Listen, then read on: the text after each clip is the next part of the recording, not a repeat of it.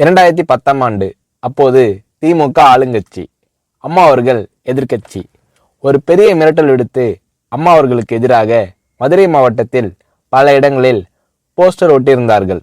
அந்த போஸ்டரில் அம்மா அவர்கள் மதுரைக்கு வந்தால் திரும்பி செல்ல மாட்டார், மதுரைக்கு அம்மா அவர்கள் வரக்கூடாது என்று மதுரை மாவட்டத்தில் பல இடங்களில் அந்த போஸ்டரை ஒட்டி பெரிய மிரட்டல் எல்லாம் கொடுத்தார்கள். அதேபோல் ஜெயா டிவிக்கும் மிரட்டல் தொலைபேசிகள், மிரட்டல் கடிதங்கள் வந்து கொண்டிருந்தது. ஜெயா டிவியின் செய்தி பிரிவினர் இந்த மிரட்டல்களை பற்றியெல்லாம் தியாகத்தலைவி சின்னம்மா அவர்களிடம் சொல்லி அம்மா அவர்களின் கவனத்திற்கு கொண்டு சென்றார்கள். அம்மா அவர்கள் துணிச்சல், வீரம், கம்பீரம் இவற்றின் ஒட்டுமொத்த உருவம்.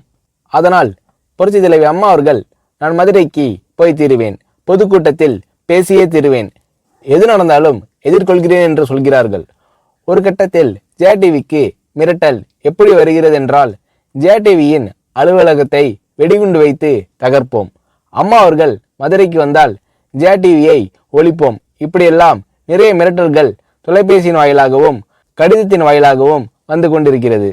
இந்த மிரட்டல்களை எல்லாம் கடந்து அம்மா அவர்கள் மதுரைக்கு சென்று பிரம்மாண்டமான பொதுக்கூட்டத்தில் லட்சக்கணக்கான மக்கள் மத்தியில் எழுச்சி உரையாற்றும் போது, ஒரு எதிர்க்கட்சியின் தலைவி என்ற முறையில் என்னை நீங்கள் மிரட்டுங்கள், ஒரு எதிர்க்கட்சியினை நான் நடத்துகிறேன் என்பதற்காக கழகத்தை மிரட்டுங்கள், ஜெயா டிவியை எதற்காக மிரட்டுகிறீர்கள், ஜெயா டிவியின் அலுவலகத்தை நீங்கள் தகர்ப்பீர்களா, ஜெயா டிவியை நீங்கள் ஒழித்து கட்டிவிடுவீர்களா, பார்க்கலாமா, ஜெயா டிவியை ஒழித்து கட்டிவிட்டால் என்னுடைய அரசியல் குரலை ஒழித்து விடலாம் என்று கனவு காணுகிறீர்களா?